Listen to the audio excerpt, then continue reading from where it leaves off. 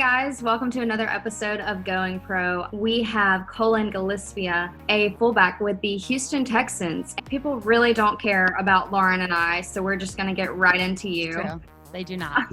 Pretty much got the most classic story. Started from the bottom, now we're here. I think you're a Drake fan. I had to give a speech at my high school graduation, and that was the opening line to my speech. It's wild. This wasn't my plan. One of the first days of practice, I tried to go into a high school move on a dude that was going to the NFL, and he threw me like across the field. I never really had the vision of like going to the NFL. I was there to have fun. Did you ever consider quitting or giving up? Yes. I called my mom at like 5 a.m. walking into work. Yo, Mom, I don't want to do this. Crying. You run out of the field one time, and it's the most addictive drug ever when you run out in front of 100,000 people. The 12th man at A&M, basically a player who's the bridge between the team and the student body and the fans. You took on that role. What kind of responsibility came with that? It really was the biggest honor to be able to wear that number. A&M is home of the 12th man. A&M is a very traditional school. I come in, my dad was telling me to get a haircut. I had kind of grown my hair out. They'd play like music. I'd be up on the bench, like playing the air guitar. I mean, this is who I am. I'm not going to change who I am just because I'm playing now. Coach kind of told me, like, you have the talent on special teams to be able to go to the NFL and do this. And I'm like, what? Before the NFL draft in 2019, somebody asked you, what is your dream scenario? And you said to play for the Texans. What was it like finding out that you were going to stay in your hometown? Draft day is like such a stressful day. I had 100 people at this draft party. All my friends are there. There's cameras on you all day. Anytime you pick up the phone, people are like, oh, no, sitting it guys.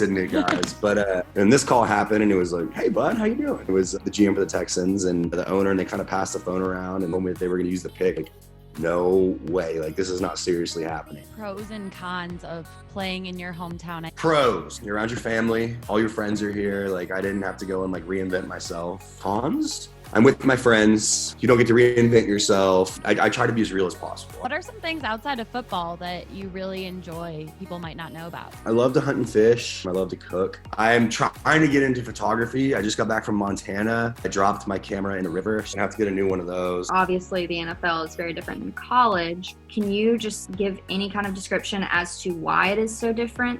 It's a job. You go in there, you go into camp, and you start out with 90 guys. When camp's over, there's 53. So there's 37 guys who are now jobless. With more pressure comes more responsibility. Like, you're making money, you're doing cool things. At any time, I could go out there and get my spot taken. No one's job is safe. I've got to fight and claw and scratch for it every day. And that was kind of how I got through A&M. You look at the veterans and the way that they treat themselves, it's completely different. The way that they eat, the way that they treat their body, that wasn't something I did in college. And that was something that I had to change. And I really try to get more sleep. Post-workout, I'll have salmon, rice, and vegetables. I like to smoke meats. Is this after hunting and fishing that you smoke your meats and make your salmon, or do you go to the grocery store?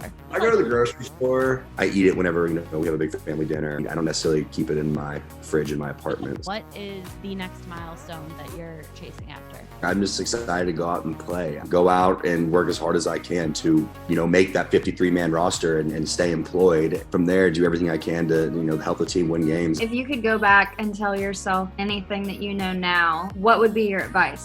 Stick it out, bud. It's going to pay off. Just keep putting in the work. Don't change anything you're doing. Just have fun.